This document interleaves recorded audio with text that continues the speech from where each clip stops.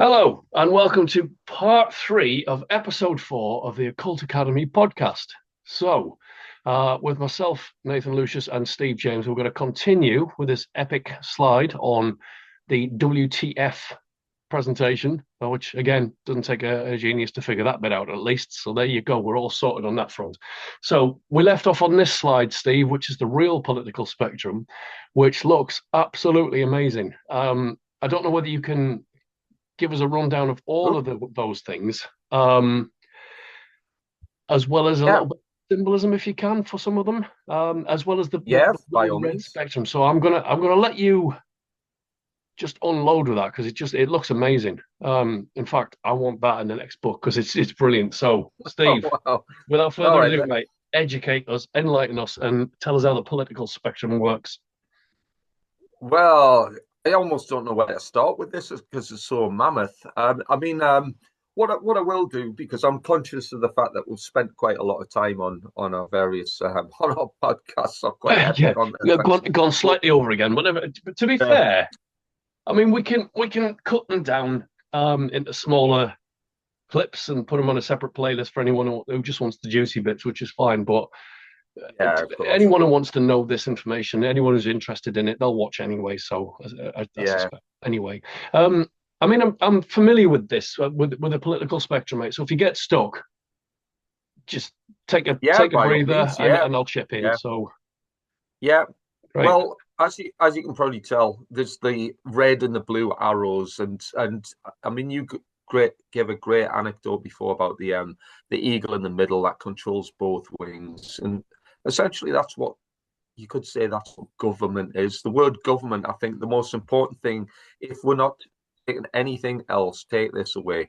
mm. The word government, gubernamentis, I've said it many times, it means mind control. So it literally means mind control. And if we are not in possession or ownership of our own minds, well, there's an organization that will quite happily take ownership of that domain for itself. And when our minds are under control, our bodies are under control, and we become um, possession and property of the state. But here on this slide, there's some really interesting parts to this. I think there's some Just a bit. I'm weird and reading it as you're wonderful. going along, mate, and I'm just like, wow. I mean, there's two on there. Yeah, the rest I'm all right with. There's two on there. I'm like, Mm, oh, that's new. So yeah. you're gonna have to educate me as well, mate. Well, So I'd imagine some of the things on here are quite new for a lot of people because typically we hear about politics and it's usually left or right wing, essentially. Or yeah. you sometimes get something like reform, which sits somewhere in the middle, depending on. Um, Really, I mean, modern politics. I mean, I'm not massively interested in politics. I'm a, I mean, Hmm. well, is it too soon to say that my preference in politics is anarchy, but again, some people might get triggered by that. The word anarchy means no rulers. I don't believe in rulership. Why? Because when you reach a certain level of understanding of how the world ticks, if you want to remain under rulership of somebody, you're literally just a victim of mind control. As I've said, you become a victim of cognitive warfare if you ain't got possession of your own mind. That's why I choose anarchy personally. But that's probably a subject of a later discussion. I don't know. Where shall we start here? I was Do you know going to what? say, yeah. Sorry to interrupt. So I think we need to make the No bother. distinction here that the anarchy and chaos are not the same thing. So for anyone who thinks that Mm, anarchy equals chaos, that's not what we're talking about. As Steve mentioned there, it's without rulers, but not without rules. So obviously, if we're talking about morality and ethics and doing the right thing and governing a society through different systems, you do need certain rules in place to reinforce those morals and values and principles. But it's removing the authority figure, that hierarchical status of control. It's removing that which is what we're Yeah. basically suggesting is the problem behind all kinds of politics, with very, very few exceptions. So, yeah, sorry to interrupt. Yeah. I just thought I'd stick that in there just for a bit No, of no worries, man. clarification for anyone who's a bit, Yeah, yeah, that's well worthwhile, mate. Because I think that's a subject that needs to be more people need to come to a better understanding of what that means and why. yeah, But the two colours here, these both correspond, you could say, with the male and female aspects of the brain, the sun and the moon aspects, the you could say the non-aggression principle and the self-defense principle is kind of part and parcel of how that, two yeah, party politics system works. But let's start off with gnosis, because I read from left to right. yeah, So gnosis is you could say this is the higher ends of consciousness. In fact, on both sides of this arrow, the red and the blue, is the extremes of attainment, that the higher, or attaining the higher levels of consciousness. So gnosis, of course, on the left, this is releasing oneself from the mortal coil, i.e., from the physical five sense illusion, where politics essentially becomes rendered completely useless. Harmony then becomes restored. So I'm not going to say this is the position I'm in, but this is certainly the stance I take. Why? Because personally, I don't have any need whatsoever for a political system. Hence the fact that I'll quite openly say publicly that all politics should be abolished. And when people abolish politics, they can get on with living their lives in peace and harmony. I'm not saying that's a necessity, that's necessarily going to be the case, because people need to be at that state of consciousness in order to do that. But a source of reference for that, you could say, is the Nag Hammadi library. And, I'm sure, Nathan, you've probably got a lot more understanding or knowledge on Nag Hammadi and Gnosticism in general. a little bit. I mean, I'm familiar with it. I'm familiar with the concepts. Familiar with what they unearthed in the earthenware jars and stuff like that. And I know it was so. The way that I would understand Gnosticism is it's a more esoteric version of Christianity. It's a more pure version, but it has a very Yeah, different take on the I'm going to call it the old god of Yahweh. yeah, It's so the Gnostics would refer that they basically made the suggestion that Yahweh was the devil, and he'd managed to convince all the world leaders to fight and have spill blood and have wars and have greed and all of the other things, whilst putting himself across as a benevolent god. But again, I personally don't accept that yeah, narrative. I would identify as kind of Gnostic and kind of esoteric Christian, but with a lot of caveats thrown in. yeah, So, but as the podcast is not about that, it's I'm not going to go into that. But yeah, yeah, with Gnosis, so in terms of it being a political system, for anyone who's not familiar with the story of the Cathars, and there was sects all over the place. There was an Eastern European one. I forgot the name of it. I've forgotten. But anyway, in southern France, there was the Cathars. They basically set up alongside the existing Christian populations in places like Carcassonne, mm, Montségur, things like that. And they offended the Catholic authorities to such an extent because they were considered a more enlightened, more peaceful version of religion and politics, and it was a way of life to them. And the Catholic Church saw it as a threat, and so proceeded to call a crusade against them, which has come down to as the Albigensian Crusade. I don't know if I'm saying that correctly, but the Albigensian Crusade, which is basically a march into southern France to annihilate the Gnostics, the Cathars, from well, they just outright wiped them out. But as well as that, they wiped out all the other populations of the cities and castles that they went into as well. So it wasn't just an attack against Cathars; it was an attack against everyone.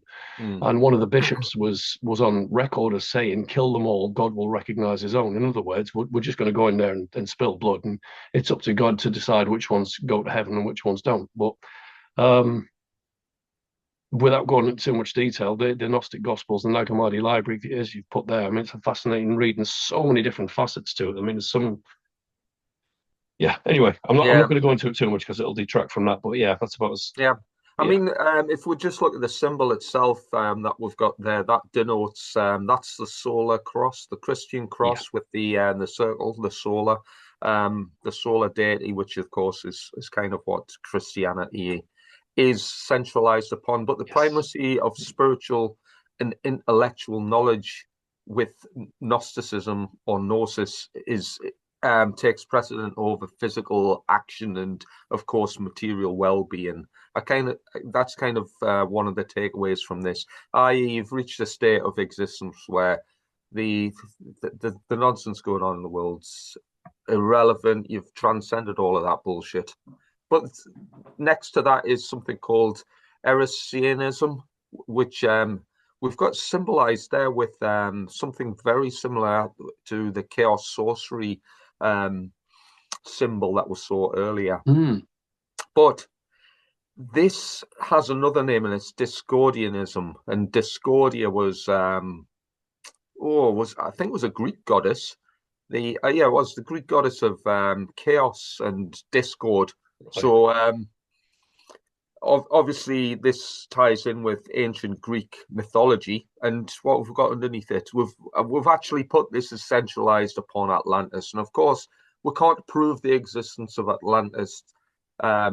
Records don't really reveal this information. This is kind of notional, but this represents total freedom and widespread benevolent behaviors. So it's not necessarily a political system. This is a state of being. This is outside the parameters of politics. Politics, remember, poly means many, and ticks are annoying little insects that crawl around your skin. So politics is definitely something you want to avoid. And just speaking of politics, where do politicians go to work? They go to, well, it's here in the UK, they go to Parliament. And if we break down that word, parler means to speak, obviously French, and another French term, mentir, um, means lies. Parlementier means lies, to speak lies. So whether that's the original, that's why they called it Parliament, I don't know. I can't determine that, but that's what it means if we break the words down. Well, it's Um, fantastic the way that the etymology breaks down. I mean, it was so we could take it from the French, which I think is because the wasn't it set up under Edward the First? I think Parliament was set up under Edward the First. I might be wrong, but they still spoke French in the UK at the time, or in England at the okay. time as their main language. Might be wrong. So we could take it as to speak lies, or if you want to take it back to the etymological version of mentis, Mm-hmm. you could say the more benevolent side of that is to speak your mind. But either way, Yeah. I think in the common understanding of politics, I like the idea of them being many irritating little insects that like to dig under your skin and speak lies to you using broadcast media as a platform. So yeah, I think that's a very good. Kind of gives It's a the good. game away, doesn't it? No, so I'm gonna reveal my ignorance here. So I've never heard of this one. So Erisianism. So was this? Did Plato write about this, or was this coming? Is it? Where's this coming from? Oh, This is good. I don't know. I mean, this is based on Greek mythology. So whether Plato actually wrote about it, I must admit I can't. I, I I don't know off the top of my head, and it's a long time since I kind of researched this. Um, Hey so mate, look, I was going to say the way I see this, that's new information. It's a new thing for me to look up. The fact that it's linked to Atlantis is interesting. So that again, so the Timaeus has been on my list to read for ages, and so I'll get around to it eventually. But yeah. it's Well, brilliant. So yeah, carry on, thinking mate. about it, I think it's actually also linked to a modern sort of, I don't know if it's classed as a satirical religion. So again, it's probably been conduct, what's the word? Crafted by some, I don't know, libertarians with some sort of satirical notions. But it is kind of based on that religion of Discordia. So again, it's a little bit pie in the sky in terms of whether it's a real thing or not. But Well, it it's an does function. ideology. Yeah, it kind of functions as a philosophical movement that kind of I believe, was to embrace discord and kind of absurdity. As Curious. being Okay. it's kind of a weird one, that I think that's why it's got the chaos symbol, because it kind of embraces the confusion as a fundamental force in nature, in the universe.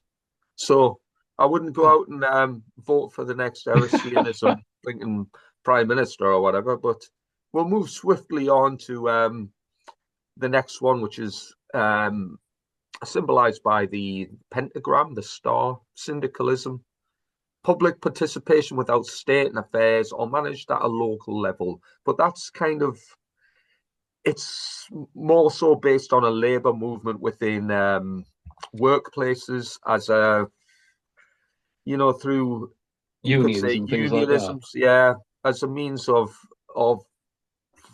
applying power through being able to force a labor movements and strike action and So, working to rule and that sort of passive resistance stuff.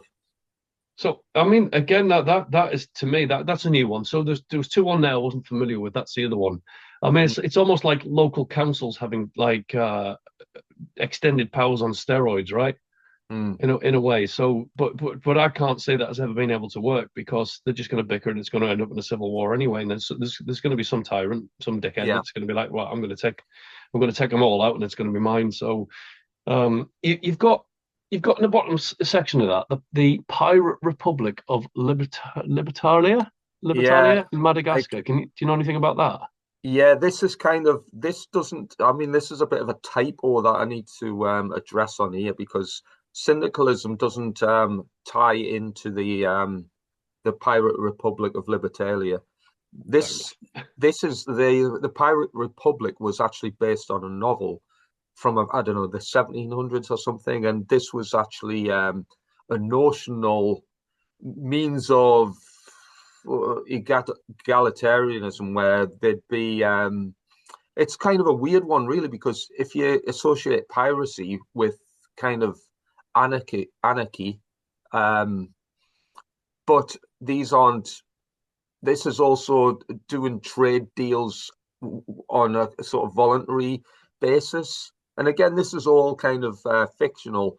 So it's not a real place, but it's more of a concept within. I can relate to that. Again, it's Yeah, I mean, just because it's a political ideology, it doesn't mean it ever has to be. I mean, it could be legendary or purely philosophical in this case. I mean, but yeah, it sounds interesting. So again, look, this is where I say to people, this stuff's good, but I don't know anything about this. So to me, this is like my neurons are going, whoa, or give me more, right? aye. So so I'm loving that. I mean, that's absolutely brilliant.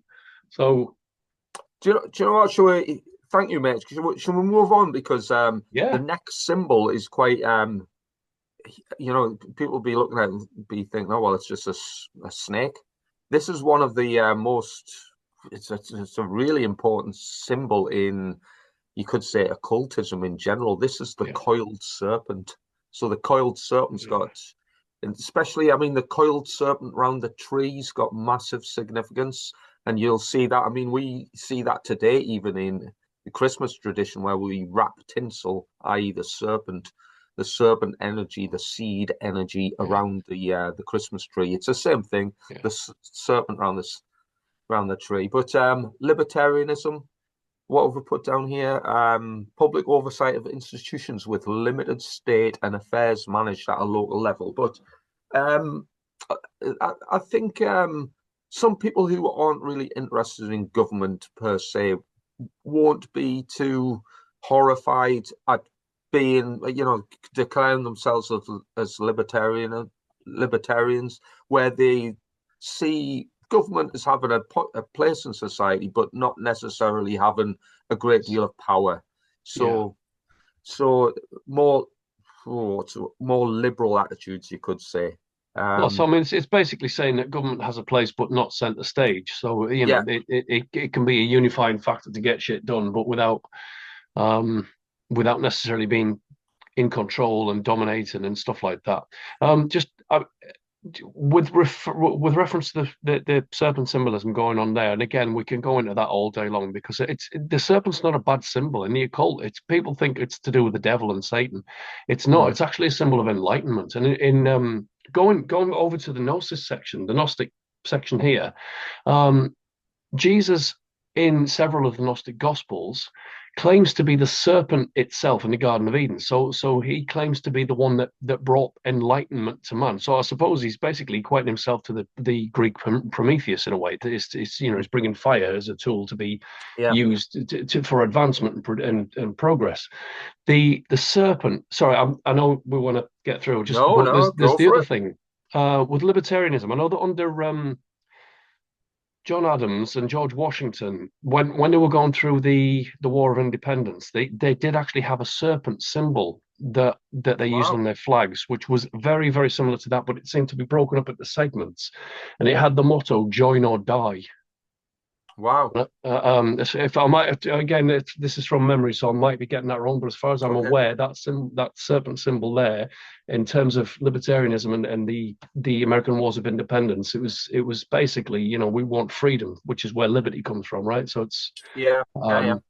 So So anyway, yeah, it's interesting you say that because this is kind of yeah, again, if I'm not historically and massively correct on this, this is kind of attributed to the understanding during the pre-United States. So prior to the founding fathers yeah, publications, etc. yeah, But it's about individual ownership, taking ownership and responsibility of oneself. And to be fair, if there was ever, if I was to ever advocate for any political system, I wouldn't go any further than this. that That's seems to be the more benevolent part of the system that we're talking about there from the left, yeah, well, the blue. If we're looking at the blue shift side of that, that seems to be about the best we could hope for under any kind of governance, right? exactly, yeah, I mean, maybe I'm wrong, but yeah, yeah. Carry on, yeah. I mate. mean, that would be my take as well, Nathan. But if we sort of move more into the center where the eagle has landed, well, republicanism is kind of next on the list there. And again, these aren't hard and fast. It doesn't say this is how it is because I've put it down as this. This is just, this is an interpretation. Yeah, I'm sure there's people more qualified and better educated on this subject than I am. But republicanism, influence of industry and finance is controlled by a constitution. But and this is kind of you can see this is symbolized by the sort of Roman columns there yeah. because this is what modern law is based on. It's Roman Empire stuff, Roman law. Um, it's a republic. I mean, this is what current politics is centered on in the United States at the moment. I mean, Yeah. correct me if I'm wrong, but a republic is a state in which Mm. political power rests with the people, the public, which is where you could say the name comes from, republic. It's obviously that it's typical that there is some sort of representative that will honor the public's wishes and wants rather than a king or a queen. And Mm. I know that's been bandied about in the UK a few times. Some people have called for a republic. Well, I mean, for me, throw it in outer space for all I care. But Well, I can add to that a little bit, and I'm going to butcher a bit of Latin here. So republic comes from the Latin res publica or res yeah, public, which was based on the Roman constitution when they had the Senate and the SPQR basically when it was yeah, a yeah. republic itself before the empire and after its monarchy period. Um, and so it was this. I suppose this is where we get our modern day voting system from, because people would go outside of the city to cast lots. Do you want that one or that one? Do you want the red or the blue? Effectively, Mm. who do you want as your consul and your pro-consul and things like that, so that the people thought that they had some kind of say in governance and politics, and they could get involved, and then they could sway the outcome of certain uh, senators that would represent their needs over the needs of others, and it's very subjective. It's a Mm-hmm. very subjective. If the person that you've cast your lot for, if you've cast your vote for the wrong person, then you could say that you are part and parcel responsible for anything that follows on from that, which is why a lot of the people in the truth movement say stop voting, stop getting involved in politics, because you basically become complicit and compliant with that system by handing your power over to some kind of elective representation. So Yeah. it's about as much as I can add to that, but it does explain the column of the what I suspect would be the temple or the Senate. Yeah, It's exactly. a Yeah. Senate building, I guess, but yeah. I mean, you kind of associate, you know, ancient Rome with kind of strong, right-leaning sort of, you know, the authority is king, and this is kind of what republicanism is in a sense as well. It's kind of strongly leans towards spending on defense and defense of the nation, defense of the realm, or the constitution or the republic. Long live the republic! But Yeah. it's also centralized as well upon immigration as well. It's got kind of strong leanings against illegal immigration and drugs legalization. So, and we can certainly see that certainly in current news affairs with the likes of ICE teams. Which goes back to part one of this particular episode. Yeah, exactly. Our own colossus of 3 hours long. I think it was something like that. I don't God, know whether yeah. that was the actual length, but it'll be going up shortly. But the other thing that I would add to that is, we think about Romans. This is a Roman version. So I largely think that United States was based on Rome's. The United States was based on the Roman structure. Yeah. And you can't really think back to the Roman Empire or the Roman Republic without considering that the impact that their army had. I mean, it was a massive, massive part of their entire structure of society was just their army. I mean, whenever I think of Rome or Romans, the first thing that comes to mind is a centurion with a scutum and a short sword. The gladius, right? The gladius. So what better way to demonstrate that potentially America is built on that? Because America, since it's been a nation, what's it done? It's always been at war with someone, hasn't it? And if Yeah, it's not at war exactly. with someone else, it's at war with itself. It's having civil wars. I mean, it's got two civil wars to date, as far as I'm aware.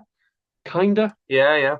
I mean, for me, it is. I mean, current day America, as much as I've got nothing against the American people, but it is at all. I mean, I'm fond of American people, but this is just ancient Rome in reverse. It's a modern version of ancient Rome. That's kind of my interpretation. I mean, So there's worse. Let's be honest, mate. There's worse systems out there, but it's not exactly a good system. I'm not trying to say that republicanism is great, but I think it's definitely took a turn for the worst. well, one thing we can say about Rome is, well, what happened to the early Roman Empire? Or well, it's kind of collapsed, and I mean, Ripped itself apart from the inside, as well as being yeah, ripped apart by the barbarian invaders on the outside. And so, but then again, could that have happened if the internal structure of Rome was strong enough and robust, and their army was still strong and their economy was still strong? I don't think they'd have stood a chance. I think it would have still been standing today if it wasn't so corrupt and yeah. Well, do you know what the only thing I would say on that is that all systems of politics will ultimately crumble under the weight of their own power, because I mean, power corrupts. Ultimate, what's the word? Absolute power corrupts absolutely, and I mean that's what we're seeing in the world today. The corruption's become to the point where something's got to give, and something will give, and it's starting to give now, and we're seeing the cracks developing in these systems at the minute. massively. Yeah, Yeah, I mean, again, that's at best. It could be a fair system, but you're still ruled. You're still under yeah. the thumb. Um, you could argue for a benevolent dictatorship under a republic, that if you had genuine enlightened individuals that were running it at the cusp of it, then fine. But I mean, we've seen how America itself, it used to be patriotic. It used to pride itself on being a republic. It used to pride itself on its democracy. Sorry, Americans, it's not a dig at the people, it's a dig at your system. All systems. Look, the UK Yeah. is no better. In fact, I would say the UK is worse. But I mean, you can kind of summarize all political systems apart from Gnosis, all the other political systems, and even Illuminism, which we'll be covering shortly. All of these systems rely upon one thing, and that's violent occupation of a person's another person's will, and that's not in or in alignment with natural law. It's not in alignment with morality. So there's no such thing as a moral political system. They're always going to be based in violence, all of them. You But know, sorry, I know, we've got halfway through the slide, and I'm still chipping in, but I'm just thinking there that I genuinely think that there was an Enlightenment movement behind the American Constitution. I think that they had all the best intentions, well, yeah, mostly, um, taking away the financial institutions, the financial backers, the policymakers, et cetera, et cetera. Right? You take that out. I think the founding fathers and the statesmen of early Republican United States. yeah, I think it could have set a very, very different precedent going forward. Unfortunately, it led into what's next on the list, which is where yeah, the power gets given away to. yeah. Corporations, Yeah, corporatocracy, which yeah. is state and industry forming a de facto alliance, and secretive policies favor the elite. I mean, is that not a great representation of what we're seeing today? Who runs the world? Who runs government? It's certainly the government doesn't run itself or own itself. And I mean, I'm not massively interested in current affairs or politics, American politics, but two's kind of when you talk about American politics, you can't really escape listening to a few words such as Elon Musk. When politics in America is ever mentioned, Elon Musk's mentioned, Palantir. Why? Because these people just want to brain chip people and establish their, Yeah. security state using the apparatus of the state. And what's the best way to do that? You just basically bribe politicians or get them in your favor. And that's what's going on in the world here. I Would mean, would it and would it be fair? Sorry, yeah, I'm doing it again. Sorry, I don't mean to keep interrupting. no worries, Would it be anytime. fair to say though that corporatocracy is basically another word for fraud and corruption? Just Yeah, something, but it is though, uh, isn't it? It's exactly. capitalism on steroids. It's Yeah. capitalism gone completely nuts. I mean, you can kind of see that it's indicated symbolically. We've used the dollar symbol there. Yeah, The dollar symbol is basically the word Isis, the moon goddess. yeah, Uh, ISIS. That's what the yeah. dollar. When we see the dollar symbol, that's what that means. Well, for And of sake of, course, well, sorry, just another thing. You look at that symbol of the dollar, right? Is that not a serpent around a tree? yeah, I mean, you could exactly. argue that. I mean, I know I've just said that the serpent, from the Gnostic perspective, was a positive symbol, Mhm. but you could say lying serpents. You Yeah, could yeah, say, Anguus and Herba, which is basically snakes in the grass, but you don't see until they strike. yeah, Um, there's so much there. I mean, again, just going back to money is king.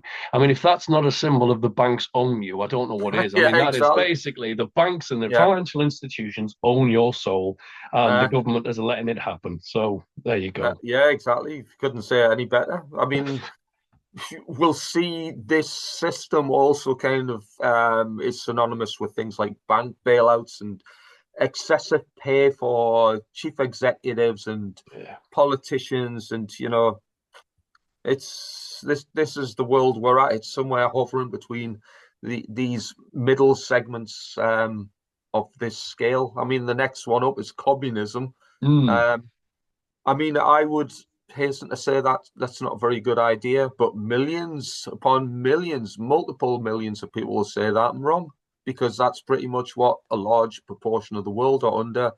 And you'll see that I've obviously said this is centered upon the Soviet Russia and North Korea, for example. yeah. Uh, but yeah, but that's where the UK is as well. We're teetering into communism.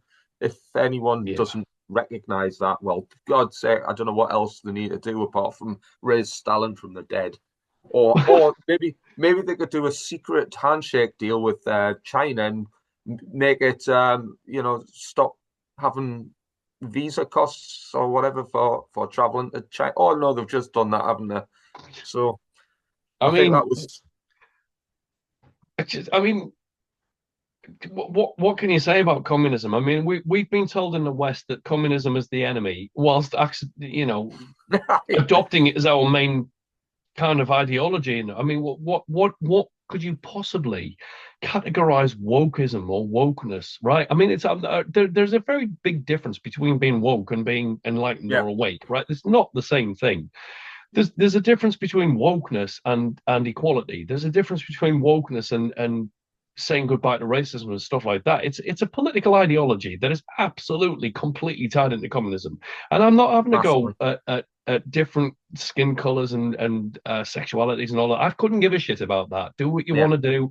Don't do any harm. Have fun, right? But what we are now seeing is communism coming in through the back door like a bulldozer, right? yeah, Sneaks in, but once it's in, it unfolds, and there's your bulldozer. It just absolutely tears everything down in its path. You will yeah, comply. You have no rights. You and the state are one.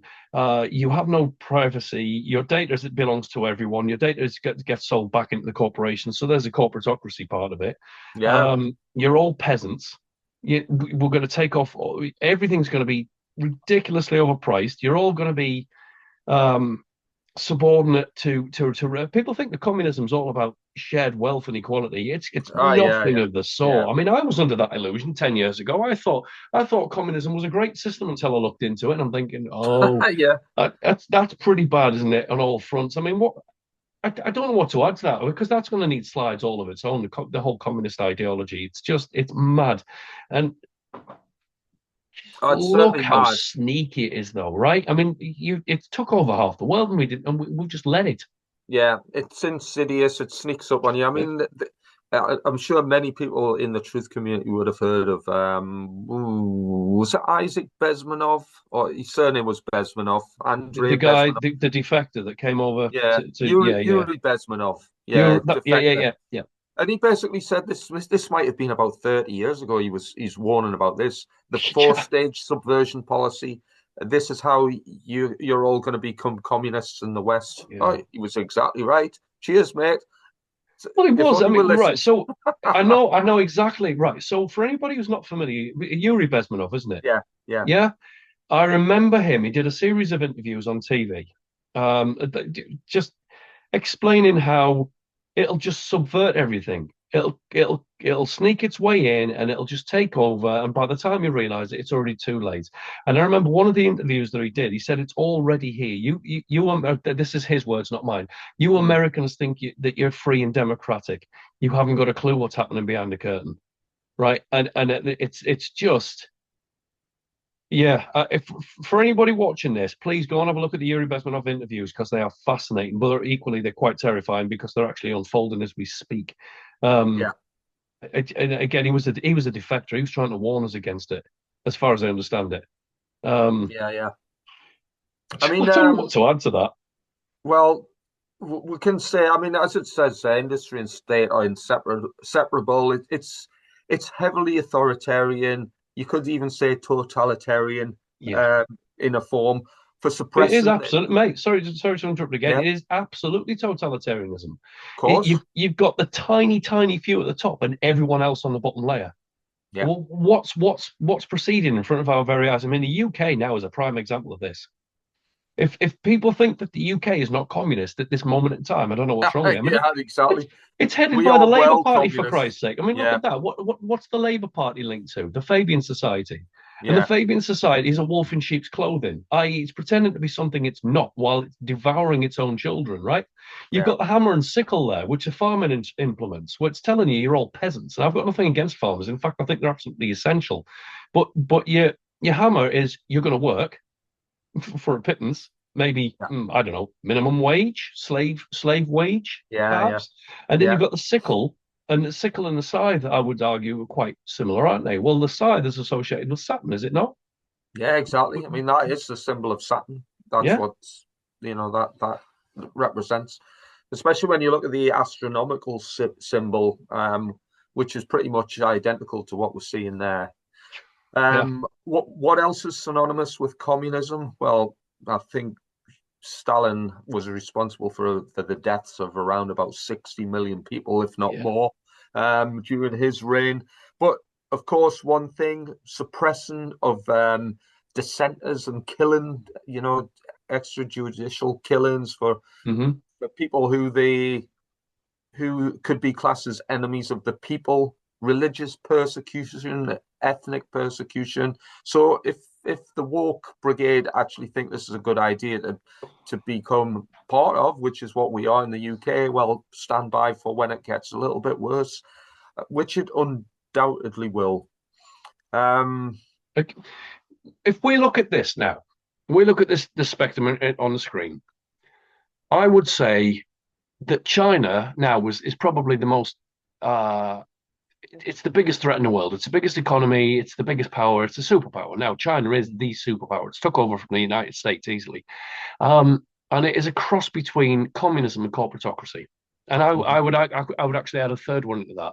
It's been now merged with technocracy as well, which is ruled by basically microchip, if you like, but everything's automated and technological, and things are done by technocrats, and it's algorithms and all of that stuff, which that's what we're heading into. I can't see how that's, if we are not in 5 years' time the equivalent to China in terms of corporatocracy, communism, and technocracy. We are just China in the West. Yeah, exactly. I think that's why they're doing deals, Yeah. Because deals for influence, but we can't even blame the Chinese people for this. The Chinese are victims of their own government. Look how many of those people died. I mean, it's still it's not. I mean, there's still an attack, isn't there, against the Chinese people? The Falun Gong. Is that the right? Say it again. The Falun Gong. Falun Gong. I can't remember. It's something like that. Yeah. But effectively, they're just. Yeah, that's where we're headed. Absolutely brutal beyond compare. Yeah. I mean, there's a figure that often gets quoted. I think it's definitely worth getting quoted now. Governments in I believe it's the last 100 years, have been responsible for actions outside of warfare. So this isn't combat soldiers. This is outside of military action. 262 million deaths attributed to the actions of government, including things like executions and starvation. So 260 million people need to kind of get that figure in their head and just kind of put a sense of perspective onto that. So if anyone thinks voting or supporting Trump or any other idol that they worship at the altar of government, well, guess what? They're just a death machine, a death cult. Fascism is another death cult. Yeah.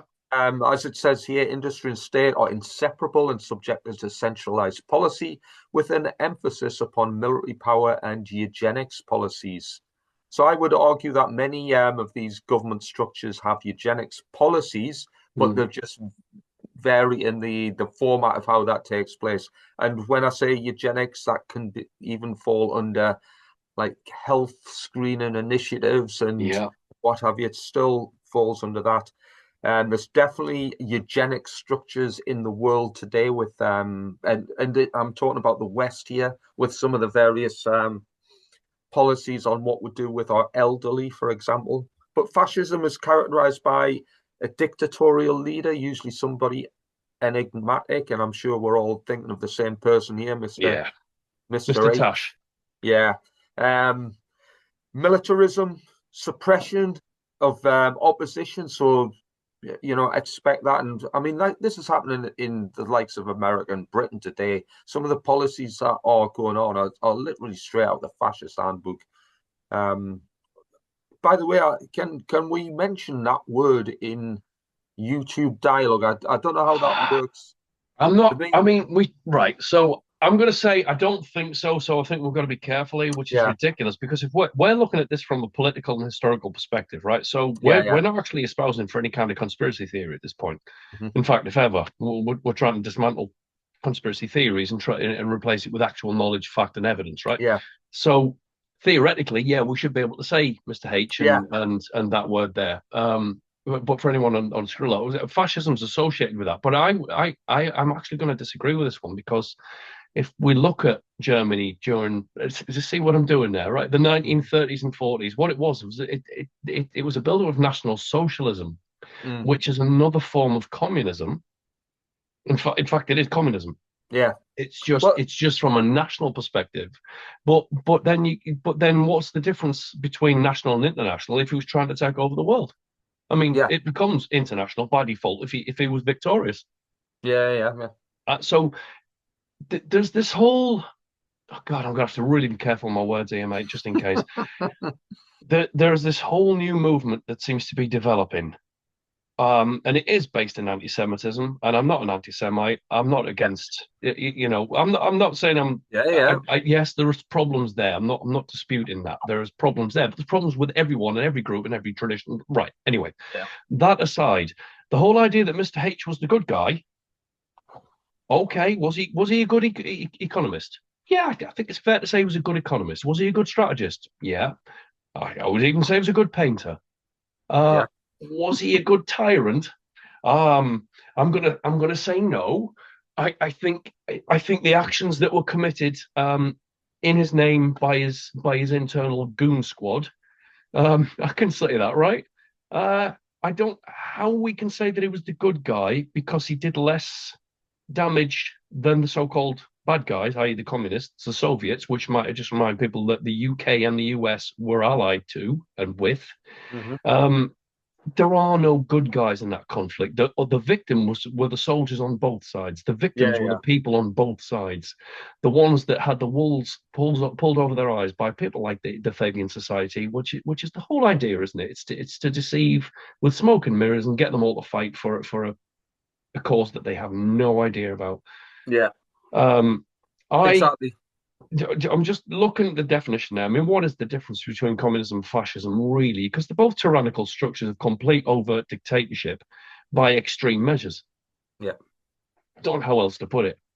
Yeah. Really. There's just slightly different ingredients added into the mix of socialism. Yeah. That's all it is. Yeah. And usually these mix, whatever they put into the mix, is generally to exploit the people on the ground who are bewildered by it all and have little say, and live under oppression of fear and duress. I mean, it's all the same. It's all the same, just slightly different flavors.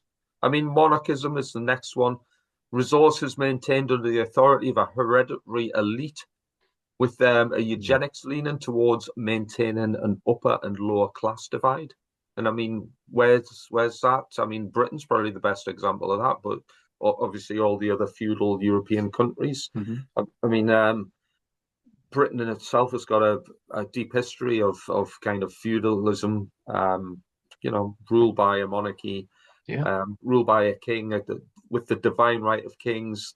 I mean, that notion's kind of been put to history a fair bit, but it's still bullshit.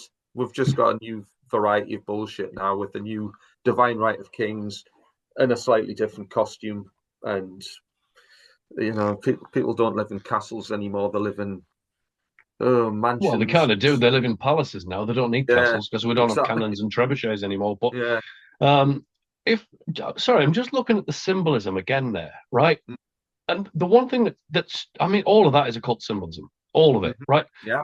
Even from the Gnostic perspective, you've got the sun with the seasons. You've got the zodiac wheel there. Yeah. Basically, it's the cross on the sun. The next one, even the chaos. Well, what's that? It looks like the sun in the middle. You could argue it's a black sun with the four cardinal points and the cross quarter days. So you've got the cross quarter days, and then you've got the solstice and the equinoxes going in line with that. Yeah. You've got the pentagram, which again is an occult symbol of man. The 5 points of man, the earth, earth, fire, water, and ether, or spirit. Yeah. You've got the serpent, which it's as esoteric and ancient as it gets. The temple, which links into that. The Senate, I would say, is probably the least occult symbol on there, if we're being absolutely honest. But then that particular symbol there is associated also with banks. If you look at a bank, if you look for a symbol for a bank, you're going to see that temple or the Senate. Then the next one, we've already said the dollar sign is basically a serpent. going around the pole, which you could say the staff of Asclepius. I would argue it was a serpent around a tree. It's greed, it's corporatocracy. You've got the hammer and sickle. We've already said that there's links to Saturn. You've got the next one on the list, which we don't know whether we're allowed to say on YouTube, but effectively that's a sun and earth symbol that's been inverted. Yeah. So if it's been inverted, remember, Satanism is about inverting things, right? It's about twisting things on its head. Well, that's an inverted sun symbol. They've took a really peaceful, lovely, beautiful sign about the sun and the earth and the motion of the seasons and have twisted it. Yeah. Right. Then you've got the crown. We could say it's a corona, right? Well, the sun's outer atmosphere is called the corona, right? Something happened in 2020 to do with the corona. I'm not sure what that was. And then obviously you've got the eye and the triangle. I mean, good God, what more? I love this. This is going in my next book, mate. Brilliant. This needs to go in. Well, say my next book hours because you're already part of it. So you don't have a choice in that. You're already a co-author. So I mean, I know we've probably talked a fair while on this, but there's so much we're going to add to this.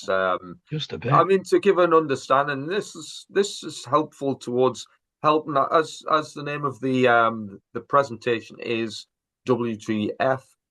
You know, in other words, how to come to an understanding of how the world is the way it is and what's going on and why, which is kind of what we're looking at. Monarchism, by the way, is kind of, you could say it's the polar opposite of republicanism, where it's not the public making the decisions or based around the public. It's based around the the hierarchy, the elite chain. But if we move off the scale there towards Illuminism, I think it's worth looking at that. And symbolically wise, if you don't recognize that symbol, I think you might definitely read Fake Awake, or go back to day one, week one of occultism in general, because that's a massively occult symbol. The all-seeing eye, the illuminated ones, you could say. What have we written here? All resources and control maintained by the governing elite. All activities subjected to centralized policy and fully integrated, a fully integrated master-slave relationship. Yeah. However, there's two forms of this. So all of what you could class as Illuminism, i.e. to be fully illuminated, to be knowledgeable, spiritually awake, etc. Well, this can be used against the majority, because this obviously gives harness to a large power differential. If you've got superior knowledge, you can use that, and if you've got the means to garner that will to exploit others, then you've got superiority for them in all angles. Yeah. You've used an example there at the bottom. Do you want to go into that a little bit? Yeah, I mean, I've put actually there's 3 books down here. One is 1984, George Orwell, which goes into detail about how totalitarianism, how this power structure works. Equally, Brave New World, who wrote that again? It was Aldous Huxley. Oh, thanks, mate. Yeah, Aldous Huxley. Both of these books, if you want to understand the state of the world, read those 2 books, and it's like a mixture between the two. Then there's another one written by Klaus Schwab, The Great Reset. The one. Well, that's what we're doing. That's what the world is literally doing now, going through its Great Reset as they planned, as they told us, as they even wrote. They kept no secret of it. They just literally put it on the table and played it out, and here we are living the results of the Great Reset. Do you know the ironic part of that is I've got all 3 of those books. All right. And I'm going to say, the Great Reset is terrible. I mean, we know it's written for an agenda, etc. Yeah. We're not exactly fond of the authors. It's a terrible read. It's boring. I mean, I don't know whether they're trying to make tyranny look fucking relentless and dull, but they managed to achieve it in that book. It's horrendous. It's a crap read. I mean, I couldn't even finish it. It was that bad. It was that poorly written. But yeah, in fact, should be somewhere. I'm saying that. Mind we while go. you're looking for that. There we While go. you're looking for your book, have you The got Great Reset. Just as All proof that right. I've got it, and I've got the other Brilliant. two up there as well. So it's kind of Well, dig out 1984 if you've got it, mate. I If do. it's to hand, because quite often Yeah, the front cover of that will have the all-seeing eye on it. it does actually. Oddly Does enough, yours? Yeah. it does. Well, I mean, if you turn it on its side, it does. So there's the. I think it's Yeah. one of the latest covers. But if you turn it, I don't know. Big Brother's watching Yeah, it. of course. Yeah. So yeah. Brave New World. Where the hell have I put that? I don't know. Right next to it. Well, of course it is. Why wouldn't it be next to it? Brave New World. Yeah. There you go. Is it? Brilliant. Are we doing recommended reading here or what? They're definitely worth. I mean, if you ain't read those two books by now, it's too late. I mean, ironically, I've got Animal Farm next to that as well. So, All right. yeah, make of that It, what you will. But there you go. I mean, look, if we don't read this stuff, we're not aware of it, and so yeah. whether we like it, agree with it or not, I still think it's worth a read. I think Oh yeah. 1984 and Brave New World are definitely should be on everyone's book list for that one. Anyway, right, I'm going to shut up because Well, otherwise, this is going to be turned into a part 59. well, before we move on to the next slide, I think it's Yeah, worth just having another couple of more minutes on Illuminism because obviously, I'd imagine most people, as we are aware of the Bavarian Illuminati, originally called the Perfectibilists, you know, because that kind of explains the mindset and understand, because it was kind of centered upon Gnosticism, or there was elements of Gnosticism and Neoplatonism, yeah, interests into this kind of dynamic. We've mentioned the Illuminati, but like I said, this illuminated knowledge or stance can be used for good or bad purposes. yes. As we will quite often say, it depends on the will of the person wielding that information that determines the outcome. Yeah. Again, look, all of these things, if I mean, every single one of these systems, these political ideologies, technically, they could all be good. If they were run with moralistic, benevolent intent for the Yeah, greater good, without committing damage, I would say each and every one of these could be benevolent rulership. I mean, they're not, and it's always gonna descend into chaos anyway, because people are always they're always going to want more, they're always going to get greedy, they're always going to descend into selfishness and self-serving and all of that stuff.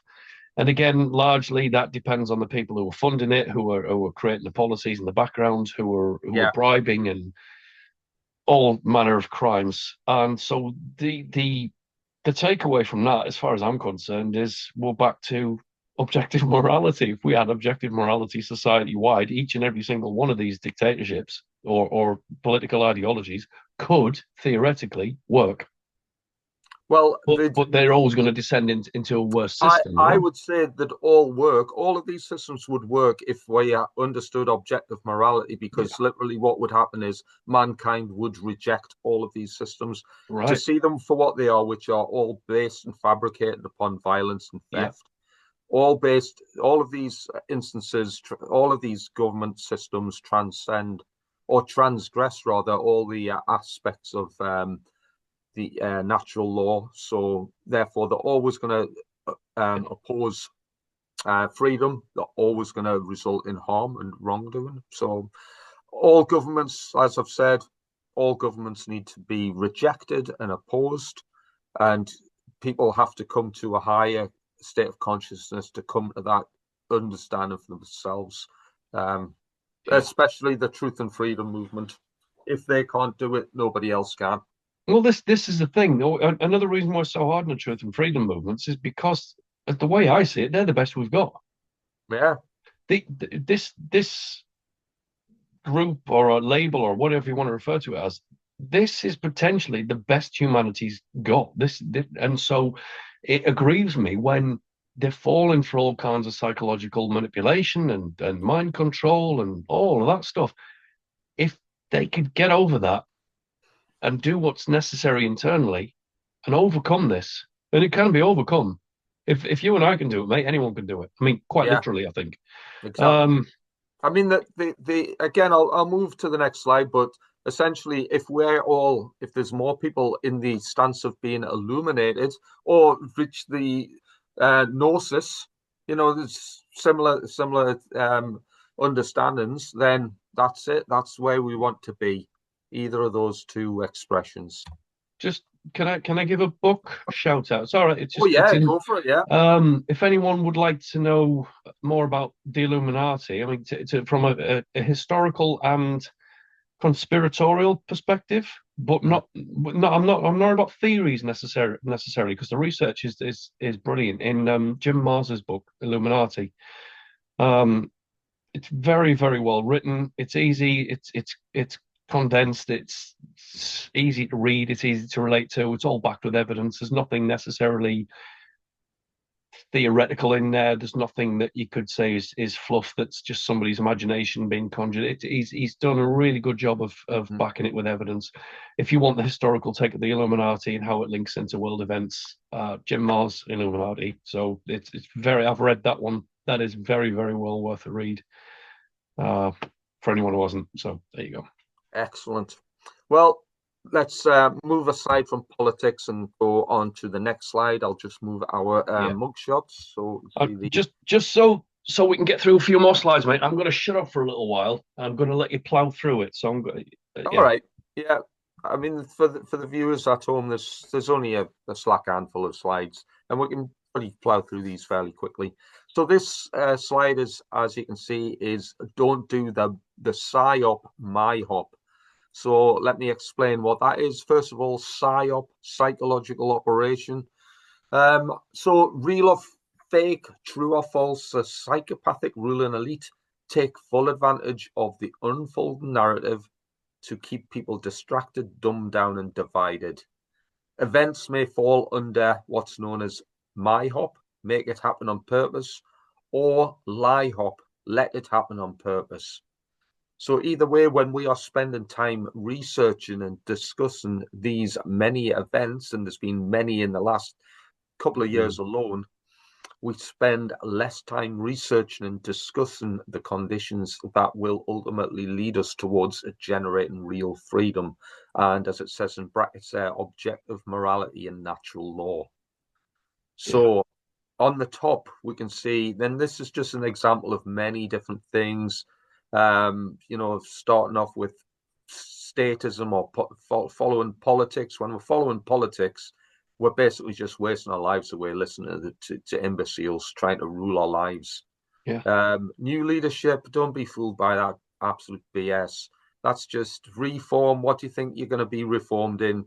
You're going to be reformed into another slave under a different type of numpty leading the way. Conspiracies, where do you end with conspiracies? They're going to go on forever.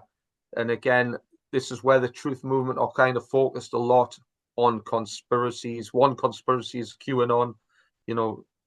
If you're still on that pipeline, you've really got a lot of catching up to do. It could go on. We're going to forever. dismantle that in a couple of weeks anyway, mate. So. Exactly. I mean, lots of these things. I mean, I've also put there, you can obviously see Eric Kirk and Trumpy knickers with absolute. I don't know where to start with that, but I'm not disagreeing that somebody got blinking flat pack. I don't even know who even knows. There's so much confusion into that. But the more we delve into that, well, how many of these people who know the far end of a far what happened at the day Charlie Kirk was shot, how many of these people can actually state what natural law is or teach it towards others? We're not. Why? Because we're confused, distracted, dumbed down, and divided. So that's where the world is at the minute. I don't know if you've got anything to add to that before I move on to the next slide, mate. I mean, I could do, but in the interests of, I want to let you get your slides in, mate. So I'm just going to say again, very well done for the slides. Thanks, mate. Right, where can I put us? Right, I'll put us there where that picture was. Right, cult indoctrination next. So cults are based in groupthink with little to no individuality permitted, and they adhere instead to a collective form of identity. They exhibit an us versus them worldview, making them dangerous to non-cult members. So cults work well for people who have not gained sufficient consciousness to see them through the illusion of the cult mentality. And I have to say, this still applies to members of truth communities, some of which have formulated and established themselves into cults. Some tactics used to control members and influence cult members include isolation, indoctrination, repetition, conformity, trauma, emotional manipulation, and they're usually characterized by some form of enigmatic leader. So that's just a quick overview on cults and cult. I mean, you go into a fair bit of this in Fake Awake. So it's important to know the mindset of what goes on in the world. Mate, to be fair, there's so many cults in the world that we're not aware that they're actually cults. It's quite disturbing because I didn't even go in thinking that we were all, well, not all. It's prevalent. I mean, even government can be described as a cult. Religion is a cult. Easily, It's just a well-established, massive cult that's been accepted by a lot of people. I mean, you just have a look around you at various groups. Not even truth-based. Just have a look at the way that people collect themselves into a little ideology or a little group. It's what you've just said there. I mean, it does outline it perfectly. Isolation, indoctrination, repetition. So in other words, keep repeating it until they accept it as truth. Get everyone to conform. Anyone who doesn't conform is not welcome. They're kicked out. I mean, people say Jehovah's Witnesses are cults. I mean, just based on this particular slide, I mean, they do have, they ostracize members. Yeah. They disfellowship members. They make people feel worthless and ostracized. They repeat the message of their religion over and over again, which it creates an emotional link to God and to the past and to the Bible and to the brothers and creates emotional manipulation. And then you've got an enigmatic leader, which you've got the elders. So I mean, and I'm not. It's not a dig at Jehovah's Witnesses, but I'm just looking at that there and I'm thinking, well, you can apply that to truth groups, you can apply it to witnesses, you can apply it to politics. You could even, I would say, you could apply that to Tommy Robinson. Exactly. Well, you can apply that to Elon Musk, even with his technocratic cult of easily. I mean, some of the least obvious but biggest influential cults are actually groups such as the police and the military, because these are all based in lower consciousness and ego attachment, all of them. So, I mean, So there's another one, right? Let's go back to QAnon a minute. Yeah. What's that? It's indoctrinating people with Q drops and making them think that they're an exclusive club, that they've got exclusive knowledge that's been handed to them specially. It isolates them from the rest of the world because they think that they've got special knowledge, inside knowledge. The Q drops repeat the message. They've got mantras: where we go one, we go all. Trust the plan. What's that if not repetition of the message, right? Then you've got conformity. If you don't question, don't listen to all that negative stuff that says it, right? That then leads, but then that leads people into trauma. So you've got a trauma response that if you start questioning it and you realize you've been had, well, that's a hell of a drop, isn't it? That's a fall from grace. Emotional manipulation. Well, what greater emotional manipulation is than false hope? You've got to feed people false hope that everything's going to be all right, and then you whip it in from under them. And then you've got an enigmatic leader. I wonder who that could be. Could be the trump card, perhaps. I don't know. But right there, the cult of QAnon. Yeah. I mean, the obvious answer to this is to have a raised higher consciousness. Become in charge of your own ego, become in charge of your own self, your own self-worth, to stop establishing your belief and trust in that authority, whatever that may be. Yeah. That's a brilliant slide. Again, you've got some brilliant slides for this. I'm really impressed with it. Appreciate that, mate. They're all fairly simple, you know, and that's kind of one of the things I was hoping to achieve by this. Just that, I mean, I know Yeah. we've obviously imparted a lot of information on top of the slides we're given, but ultimately these concepts are fairly similar, um, you know, Yeah. simple. I mean, this basically just going into common cults, as it says there, the belief in authority is the most dangerous cult. So government, whatever flavor of government we've got, government is a death cult. Because what do they want to do? They need to wage war. If we just look at NATO, for example, NATO are kind of the governing directors of the way war is established, or you know, I say war. What the leaders will say is peacekeeping. They'll twist things. They'll call it peacekeeping. Well, how do you do your peacekeeping? Well, we invade other countries, drop bombs on women and children, and then exploit their resources. That's the way to keep the peace. Anyway, So it's a peaceful. it's a death cult. So politics, religion, police, and military are cults. Yeah. So, well, if you're not in charge of your own mind, somebody else will be. And this is essentially what a slave is. A slave isn't just generally enslaved bodily, it's also enslaved mentally. But slavery, what is it? Well, it's a claim of ownership, a claim of ownership upon a person or the products of a person's labor and or possessions. That's either entirely or in part. So all natural rights, this is what we advocate for, are property rights. Yeah. So, for example, we all own ourselves, even though that sounds crazy, but and we have the natural right to live freely without being hindered on the provision that our actions do not cause any harm towards others. So these are kind of, if you want to know what natural law is, well, this is kind of explaining it in a nutshell.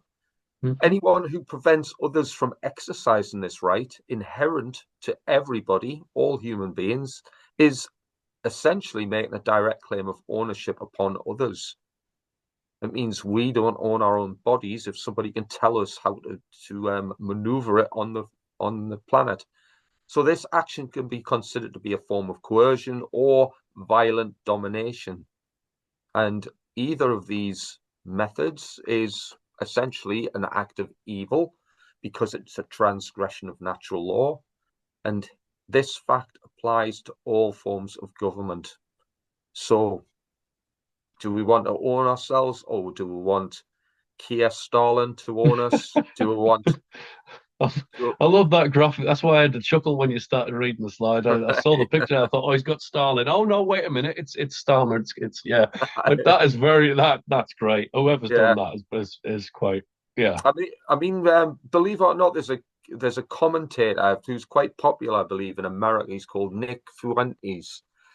He is strongly right wing in his political ideology. Um, Very vocal, very, quite a good public speaker, I dare say. Very fiery, but this guy, he worships Stalin. He thinks What? Stalin's one of his heroes. He openly admits it. Wow. Okay. So I mean, how can anybody with any sense of morality actually entertain a figurehead who's responsible for the deaths of millions of people? And to be fair, I'm picking on one bloke and one leader of government.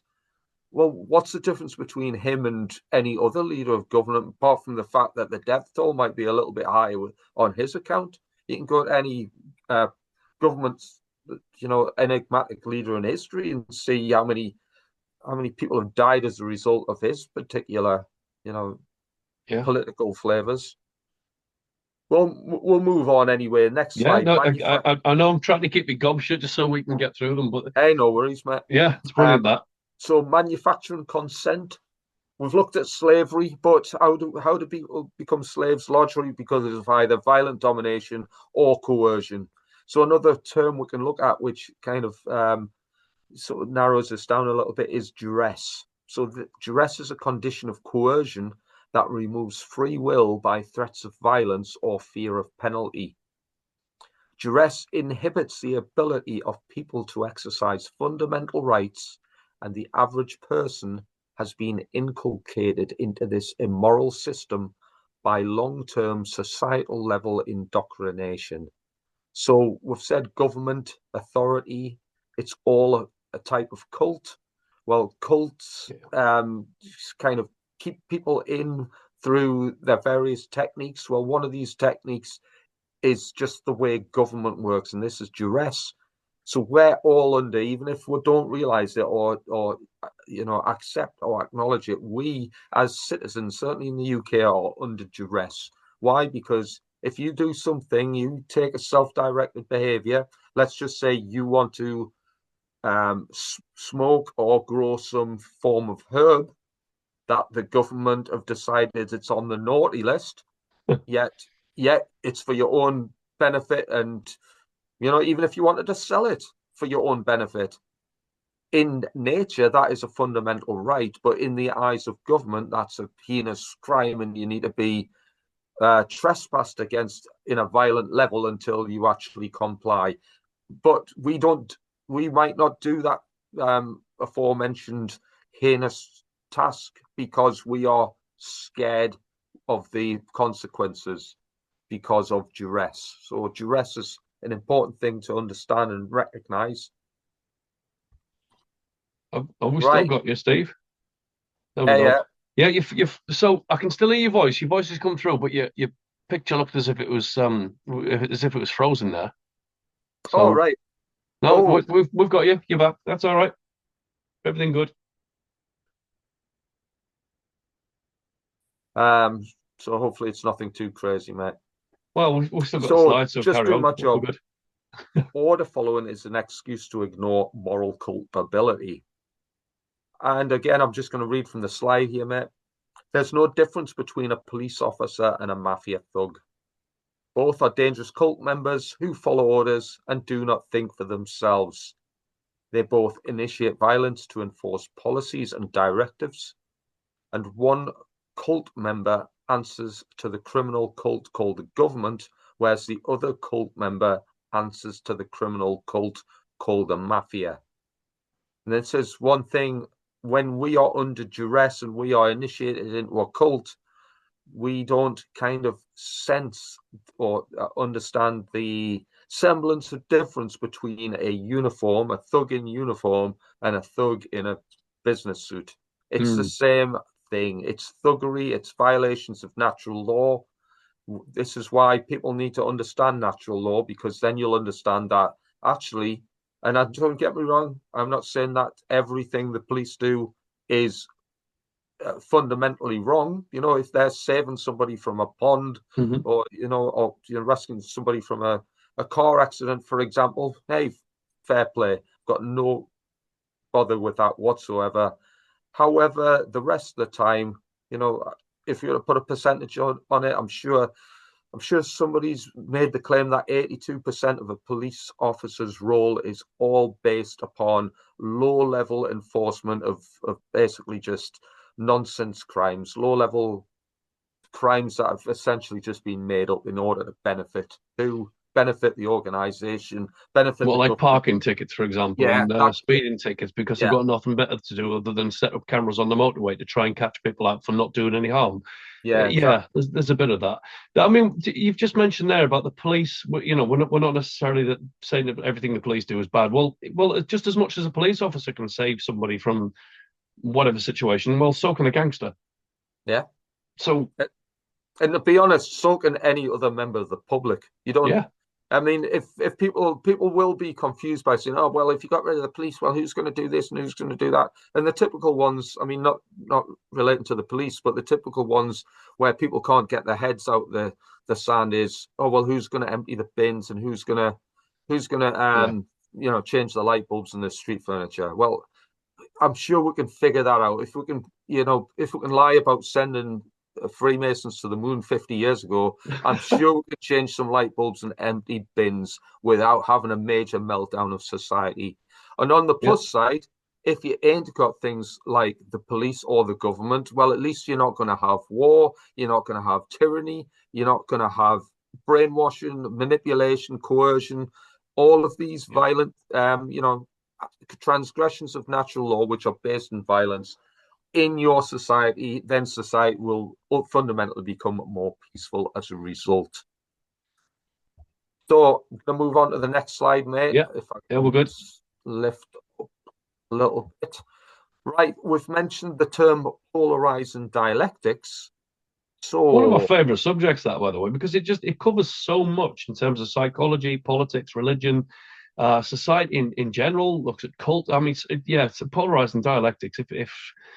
If the audience isn't familiar, dig into it a bit, because it really, really does explain a hell of a lot in so many ways. But anyway, carry on, mate. I mean, this is obviously in the book Fake Awake. If you want to learn more, I'd seriously recommend that. But let's see what I've put down here. Do you know what? I'm just wondering. I hope I haven't plagiarized you on the book with this. Well, you have my permission to do so anyway. So if you have plagiarized me, I mean, it's your book as well, mate. Carry on. To be honest, it's not a problem. I can't remember, but I'm just thinking. Ooh. Anyway, authority is established by creating order. I've spelled that wrong. Order out of chaos. Order. Yeah. I mean, I would suggest it does commit quite the order. So, yeah, remind me to change that. Anyway, so divide and conquer is the mechanism that allows it to continue. So to become free, which is what we want, more people need to gain self-mastery and ownership of their own minds. And this means that the brain needs to be in balance. So left brain imbalance creates the belief in authority over others, and right brain imbalance creates the belief in submission to authority. So this is kind of the fundamental tenets behind the master-slave relationship. And obviously, none of these positions is a good place to be, because both of them, I mean, no man has the right to rule. So we should have no masters other than ourselves. And we've also got the self-defense principle, which means that if somebody's trying to take ownership of our lives and we don't particularly want that relationship to continue, then we need to apply some kung fu moves in order to thwart that violent aggression.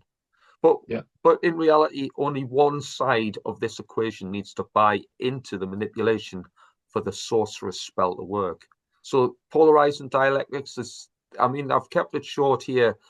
Basically, we can say it's based in kind of brain imbalance, but this is often used to propagate an argument on the for the benefit of the ruling class. So one popular one is the political divide, the left wing, right wing divide, and also racial divide is another one. But there's many others.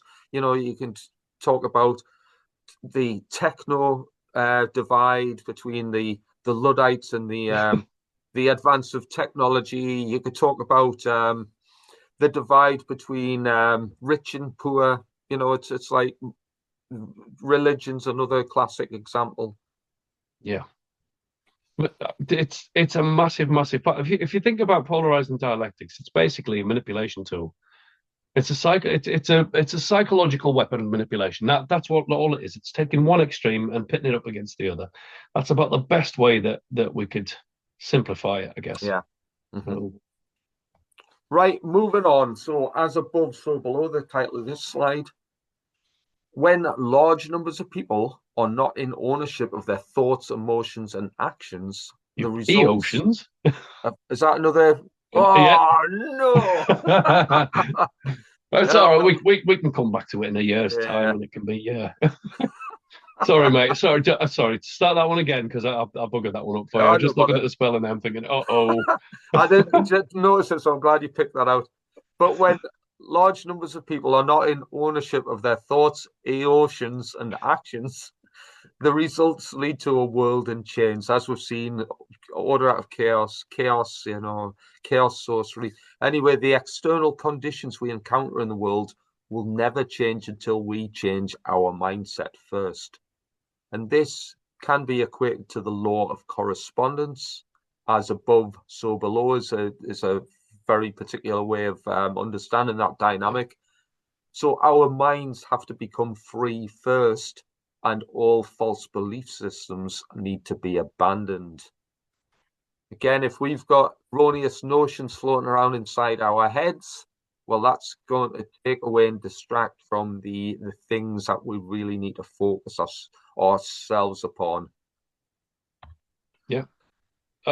As above, so below, the law of correspondence. Very, very esoteric, very occult, very part of the Hermetic tradition.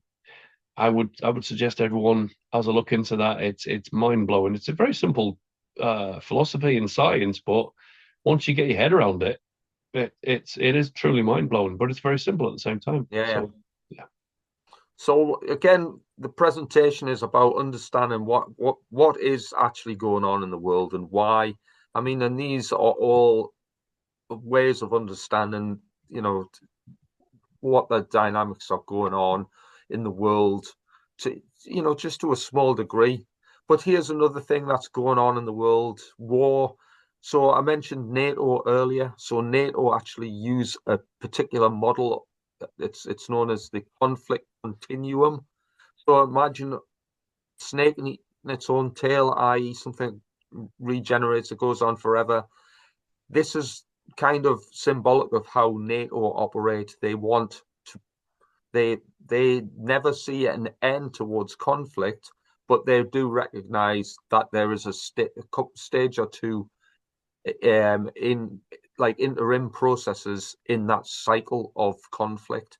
So there'll ultimately always be conflict, and they will never foresee an end to it. In fact, you'll understand, if you understand the political systems, they don't want an end to conflict either. It is how they work. It's how their industry works. So it's a necessary evil in their useful. eyes. Yeah. Obviously, unless you want all the young men to be slaughtered on battlefields for the rest of the time, we need to put an end to that. And that end can only come by means of improving our state of mind and mental well-being. Yeah. But all warfare is purposeful and intentional as a form of deliberate strategy to enable control over the citizenry. It is just another form of divide and conquer that gets legitimized by the religious priests we call government. And when one society's been fed sufficient lies, manipulation, and propaganda, conflict ensues. Combatants are convinced their role is admirable and just, but they are operating out of ignorance and mind control. So, as it says at the bottom, education is a key component towards changing this dialectical divide. And when I say education, obviously the schools are not going to provide this. This is where we, as, let's just say, truth movement, freedom activists, concerned with citizens, this is where we all need to do our bit. Everybody needs to do their bit. Just like Boris Johnson said 6 years ago, you all need to do your bit. Well, you all need to do your bit now, which is to educate and to help inform others what's really going on in the world. One of our favorite subjects. Yeah. Go for it. So we often address the truth movement. I know we wrote a book called Fake Awake, but what we're asking here is, have you woke up yet? The emphasis being on the word woke. So wokeism is a state of awareness only achieved by those dumb enough to find injustice in everything except their own behavior. Brilliant. Obviously, that's not from the Collins English Dictionary, but you can say one of the most modern forms of warfare is establishing cognitive control by means of the woke agenda. We talked about this a little bit earlier, and we talked about communism. So people who claim to stand for social justice and equality are in fact being steered by an insidious social engineering ideology that is based upon Marxism. I think I've spelled that wrong as well. Marxism is just a form of, it's just a form of Satanism. So, I mean, if anyone from the social justice brigade, advocates for Satanism, crack on. Otherwise, we need to woke up. Woke doesn't mean awake. incidentally, I'm sure you know that, Nathan, and Yeah, many of the listeners will realize that, but it doesn't correspond to values of love. All right. It's a deliberately manufactured masquerade that invokes division and slavery under the premise of tolerance. In other words, this is just another appeal to the dialectical divide by using psychological warfare techniques upon people. The state of we've talked about politics to quite a high degree here, or different formats of political movements and ideologies. But what we really need to know is whatever the flavour of the politics going on at the minute, the particular flavour of warfare, which has been certainly ongoing for several years now, certainly since 2020, is something called cognitive warfare. I mean, yeah. it's probably the topic for another conversation, Nathan, but cognitive warfare is ongoing. It's a war crime. So governments are engaged upon activities that are considered to be war crimes, and yet we're still, licking our boots and kissing our, I mean, that's kissing. that. I would argue. I mean, you could say that wokeness is a cult, but I would say it was a religion at this point because it's got followers, it's got adherents, pushing it Yeah, left, right, and centre without thinking about it. They're believing in what they're doing. They're not really questioning things. yeah, They think that they're standing for justice and equality and fairness, and that's not actually what they're doing. It's nothing to do with it. This is a political agenda which thrives on turning one extreme against another. And if you think about what's happening online, there's a very clear dialectic there. It's the yeah, woke against the non-woke. And yeah, and and exactly. either both sides are going, they're constantly going at it. I mean, they're both accusing each other of being stupid and not non-critical and unfair. And I mean, to be fair, the woke mentality is, I'm going to say, it's a mental illness. I'm sorry, it is a mental illness because we're not talking about what Yeah, they think it stands for. I'm not having to dig at things like homosexuality or non-equality or a different colored skin or anything like that. We're not talking about that. We're talking about people being used as pawns to push a political agenda whilst thinking that they're standing for those things. And they're not, they're actually attacking the people that are non-racist. mm, They're attacking the non homophobic people. And of course, what that does then is it creates a problem where there wasn't one before, or where there wasn't a big problem. And so yeah, what you've got is now wokeness has created racism. Because yeah, growing up, yes, racism was a thing, but it wasn't a problem. Not like it is now. They've mm, created it. Homophobia, or actually, yeah, potentially. Okay, that was a bit of a thing in the UK where it was very, very taboo, I guess. mm, But now that through the woke movement, it's actually created like zealots against uh, homosexuality, for example. And yeah, that's only come as a result of the woke movement going, you have to accept everything, you have to worship us, and you have to identify as one of us. And fuck off. Fuck yeah. I off. mean, Take that shit and shove it in the bin. We don't have to do anything because we never saw it as a problem to mhm, start with. Now you created it as a problem. Now you're accusing us of being the very thing that you're actually representing yourself. yeah. I mean, essentially, if people followed the tenets of natural law, which is do no harm, Mm-hmm. live and let live, Yeah. no man, all men were created equal, etc., etc., etc. Well, you don't need a woke movement because why? Because you would just have tolerance, you'd have more understanding, you'd have the live and let live mentality. Yeah. Then you wouldn't need any of the, you wouldn't need to look like you've just got dressed in the dark with you know it, with the Yeah. most craziest of outfits available. It's I I mean, mean that's I've quite an eclectic attire, isn't it? That one. this That one in is that's particular is, different. but to be fair, I mean, other than I've got nothing against anybody if they want to color their hair blue or whatever else. I mean, Yeah. if I had hair, I'd probably paint mine as well. But You, um, you could paint it. You could paint it blonde or ginger or. but But Can we just put another caveat in there so that we don't get accused of being racist and sexist and all of that shit? That's not what we're having a go at. We're having a go at the political movement behind it. We're Yeah, having a go at the exactly. fact that people are not aware of being used as uh, unwitting pawns in a movement that they have no idea about. Yeah. They're just pieces on a chessboard. They're not even important to the agenda. Well, they are No, important to the agenda yeah. whilst they're being used, but I once mean, it's the all part of breaking down society. yeah, They've broken down the fabric of society by creating all different, loads of different factions, divisions, yeah, uh, stratifications.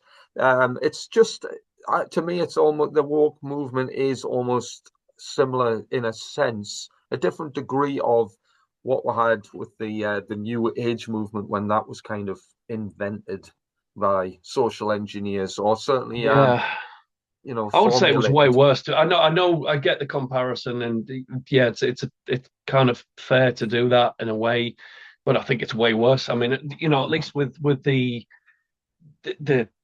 love and light and peace and the hippies and all of that, there was a genuine spiritual Yeah. drive behind that where people wanted peace. They wanted to as the slogan goes, make love, not war.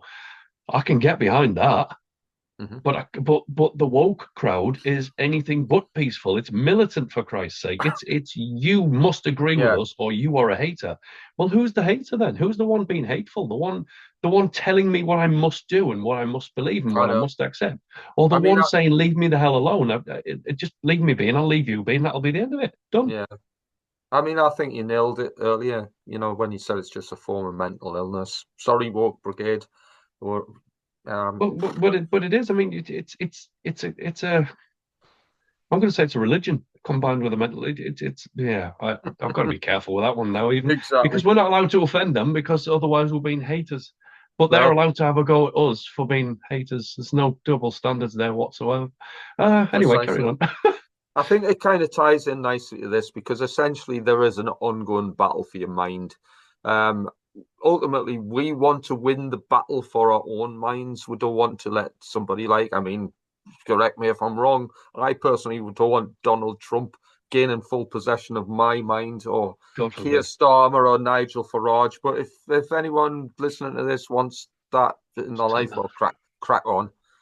But woke ideologies are just one of the many cognitive factors implemented to thwart confusion onto the modern battlefield. The real battle is a battle for your mind, because a mind in balance is more able to recognize and exercise conscience and apply the principles based in self-directed non-violent behaviors. And one way to do this is understanding and obliging by objective morality and natural law. An underdeveloped mind acts upon emotion and limited understanding, which enables the chaotic outcomes that the social engineers require to establish their order and authority. So it stands to reason that we've all been mentally effed up.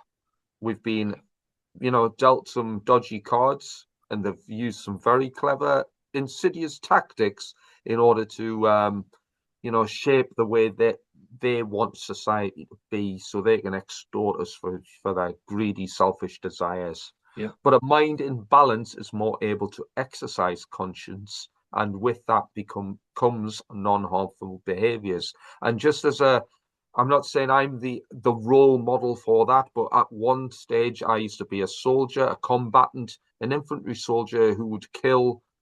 My job description was literally to engage with and kill the enemy. I no longer do that. Why? Because I understand and oblige by the principles of natural law. So if you want a society where all the killers are off the streets and we become a little bit more peaceful and less violent, well, this is the way through natural law, through establishing ownership of our own mind. We can also kind of shape this for the better, you could say, by Mhm. establishing unity consciousness. And what this means in a nutshell is where thoughts, emotions, and actions become improved or perfected. And these are represented by the numbers 666, which is the number of the beast, the number of base consciousness or ignorance, or the number 777, the number of perfection. So thoughts, emotions, and actions based upon truth and principles create greater improvement and freedom for all. Real diversity, inclusion, and tolerance is the understanding and application of individual rights and sovereignty without restraint, restriction, or duress. Yeah. A right is any action that causes no harm towards others, and all individuals should be able to apply this right and live freely under natural law by simply adhering to the non-aggression principle and the self-defense principle. Anything outside of this will be in opposition to the laws of creation and will ultimately result in tyranny. So that, and I know you perfectly understand this, Nathan, but to anybody listening in might think that sounds a bit of a mouthful or a bit fanciful, but it's massively simple. Do no harm, take no shit, live and let live, take ownership of your own actions and behaviors, and do the right thing, because the right thing is doing no harm. Just that, do the right thing, which if you really, really want to simplify it, that's what we're saying. Do the right thing, act in line with conscience. That's not really difficult, is it? Well, it is these days, because people have been mind controlled and socially engineered to hell. But if we can get our heads around this, it's genuinely not that difficult. But I like the idea of unity consciousness. It's the idea that we can all get along, we can have peace, we can have productivity, we can all live in peace and harmony without working ourselves to death, without having wars and conflicts and arguing all the time, without being censored and told what we can and can't do, where we can and can't go. We're basically advocating for freedom. And the only way to freedom is moral behavior, which is, as you've just said, do the right thing. Act in line with conscience. So for the benefit of people listening in at home, etc., watching this online, unity consciousness also applies to us as individuals. It's not just a group thing that we're all together as one, so to speak. I mean, that's brilliant, and that's another aspect to it. But it's about, as well as it says, aligning our own individual thoughts, emotions, and actions in line with correct and rightful behaviors. So that's another expression of unity consciousness. I would say there, just to go back to the other one, unity consciousness. God, bloody hell, we haven't even drunk that much tonight. It's about aligning the two hemispheres and balancing it. It is that. It's to unify the two hemispheres so that they work together in unity, so that you get the best of both worlds for a better output. Better thinking, better behaviors, better reasoning, all of that. That's unity consciousness, is it not? Exactly. We're all conscious. Yeah. Some of us. I mean, I've got to be careful with that, because are we all conscious these days? Do we have NPCs running around? Is it all part of the Matrix? Who knows? That's for like episode 59 or something. God, yeah. Exactly. Can we summarize this presentation, mate? Yeah, please do. Do you want me to go through it, or you're all right reading through the slides? Do you fancy it? Yeah. That way we'll hear a different voice. Yeah. Go on then. Right. So, what is happening in the world today, and why? So, again, this is just a summary of what we've talked about in these three parts. Society is being manipulated by mind control and the engineering of cognitive warfare effects in order to maintain covert slavery over human population. Yeah, absolutely. It is social engineering to bring in a system of slavery. How do we come to a better understanding of such a complex environment? The answer to that is widespread precision education regarding natural law, focusing upon rights, freedom, and objective morality, to eliminate erroneous modalities of thought and promote the understanding of natural law to others. And finally, what can we do as individuals to improve the conditions we are experiencing in the world? And Steve, as you've put it here, is to take responsibility for personal education, self-mastery, self-directed behaviors based upon natural law, and to promote a society of self-governance under the tenets of the non-aggression and self-defense principles. And I think that would have an extremely positive outcome if we could adopt that and apply it modify our own thoughts, our own behaviors, do the shadow work, take a lot of introspection, self-development, self-improvement. And again, it goes back to that slide that we crossed. I think it was slide 16 or 17 that was on about a winning battle mindset, Yeah. which summarized, I would say, a balanced, productive, healthy, positive outlook, but with actions in line with that to achieve greatness, good things. Yeah. There we go. So, have we finally made it through the slides? Well, there's one last one, I believe. Hey, go on for it. Go for it. Which is, I love that picture, by the way.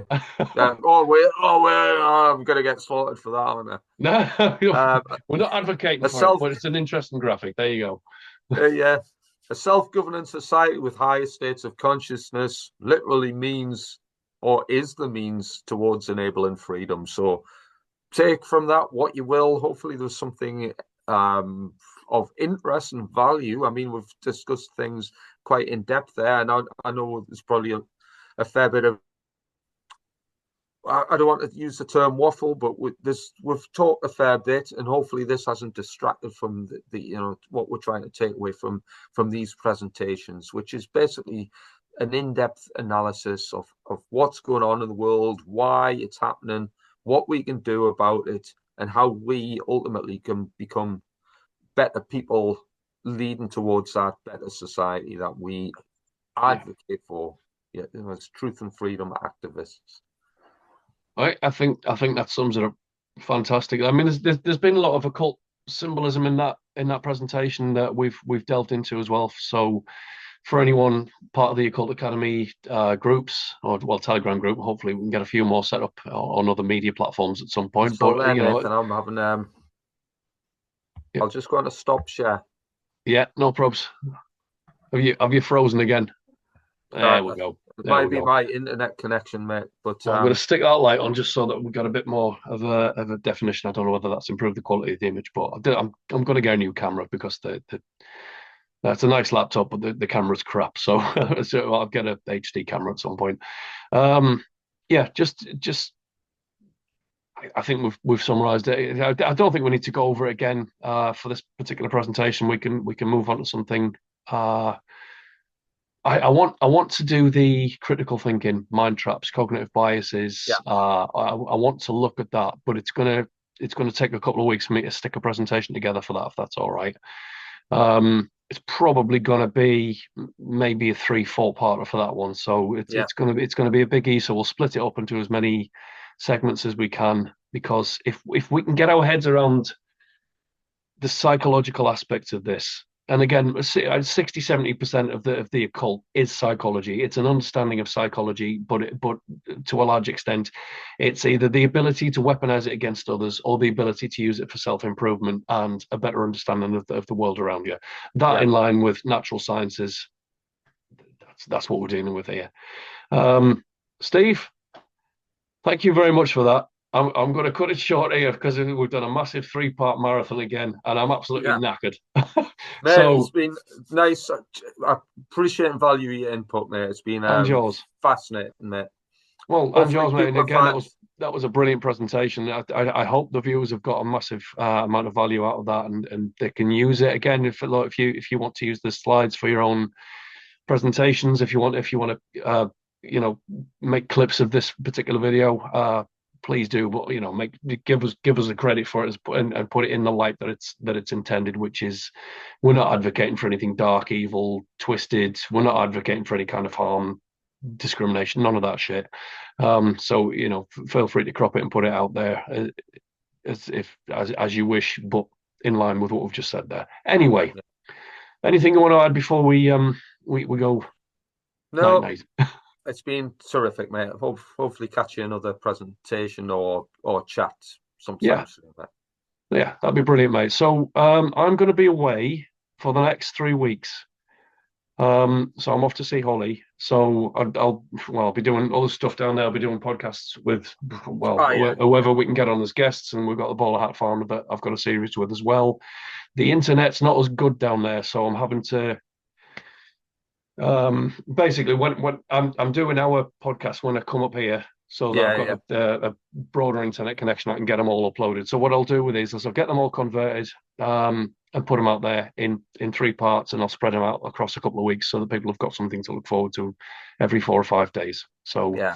Oh, for the that's good. viewers Yeah. watching, there is more content. If you don't see any content for a little while, there is more coming. There's plenty more topics of discussion to go into. Stick with us. See if we can learn as much as we can and put it to good use. Right. Yeah. That being said, I'm done. I'm knackered, and Cheers, mate. I suspect you might be as well, Steve. Yeah, mate.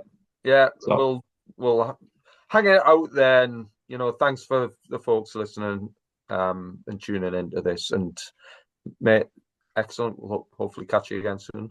you will do, mate. Just we'll give the stuff a shout out. So we do have the Occult Academy Telegram group. Anyone that wants to join that, please feel free. Just keep it civil. The Russians seem to like our group a lot, so we've got to keep kicking them off. I don't know what that's all about, but anyway, the Russians seem very interested in the occult.